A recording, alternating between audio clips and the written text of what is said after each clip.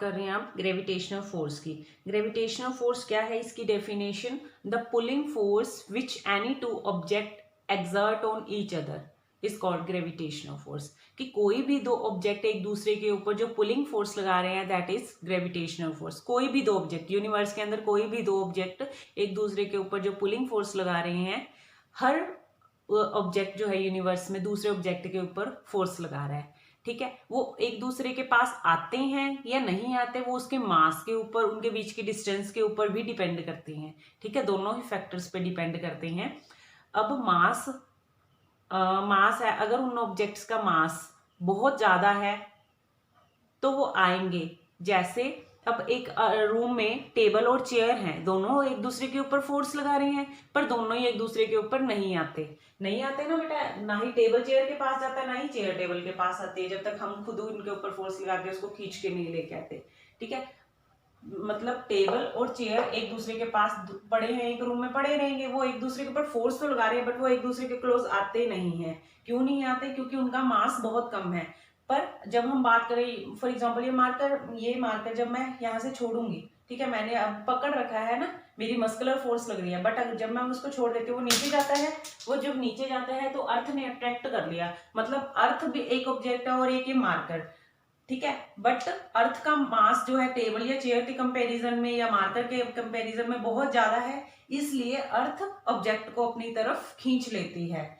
But pulling force which any two object exert is called gravitational force. But ये जरूरी नहीं है कि वो दोनों एक दूसरे के ऊपर गिर जाएं या एक दूसरे के तरफ खींच जाएं।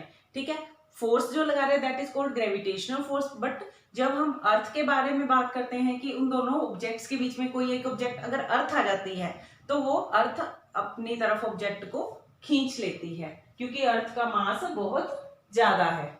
ठीक है, अब हम बात करते हैं ग्रेविटेशनल, मैग्नेटिक और इलेक्ट्रोस्टैटिक के बीच में, इनके कंपैरिजन में। वो दोनों क्या कर रही थी? अट्रैक्टिव फोर्स भी थी, रिपल्सिव भी थी। अगर हम सेम पोल्स को लेके आ रहे थे तो वो रिपेल कर रही थी, अपोजिट पोल को पास लेके आ रहे थे तो मैग्नेटिक फोर्स अट्रैक्टिव फोर्स थी। ऐसा ही इलेक्ट्रोस्टैटिक में था। बट ग्रेविटेशनल फोर्स क्या है? हमेशा हमेशा अट्रैक्टिव फोर्स है। एप्पल क्या कहा था? टेबल न्यूटन ने क्या देखा था? एप्पल जो था पेड़ से नीचे ग्राउंड पे गिरा था ना, अर्थ के ऊपर गिरा था। क्यों गिरा था? क्योंकि हमेशा अट्रैक्टिव फोर्स है, रिपल्सिव फोर्स नहीं होती। हमेशा ही ग्रेविटेशनल फोर्स कौन सी है? ये हमेशा ही अट्रैक्टिव फोर्स रहती है ये। ठीक है, ये कभी भी रिपल्सिव फोर्स नहीं होती। एक और फैक्टर बताती हूँ मैं इसके बारे में। जब अर्थ जो है किसी भी ऑब्जेक्ट के ऊपर जितना ग्रेविटेशनल फोर्स लगा रहा है, जितना फोर्स वो लगा रहा है, that is called the weight of an object. ठीक है, रिपीट कर रही हूं मैं इस बात को।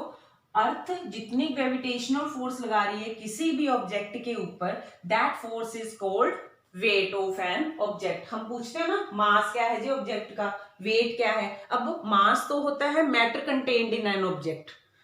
ये टॉपिक भी हम यहीं पे कवर अप कर लेते हैं। मैटर, अब इस ऑब्जेक्ट का अगर मैं मार्कर है, मार्कर का अगर मास कहूं तो जितना इसके अंदर मैटर है, जितने भी मटेरियल से ये बना है, जितना भी मैटर इसके अंदर है, ठीक है, that is called the mass.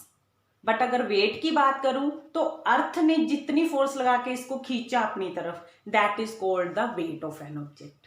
ठीक है, यही मेजर डिफरेंस है मास और वेट में। ठीक है बच्चे, वेट को हम स्प्रिंग बैलेंस से करते हैं मेजर। स्प्रिंग बैलेंस देखा हुआ है बच्चे आपने सभी ने? स्प्रिंग बैलेंस की हेल्प से हम वेट को मेजर कर देते हैं। उसमें एक हॉकर लगा होता है, हुक लगा होता है, हुक के साथ ऑब्जेक्ट को हम टाई अप कर लेते हैं। ठीक है, वो स्प्रिंग बैलेंस आता है। I think it's enough for today. Thank you, have a nice day.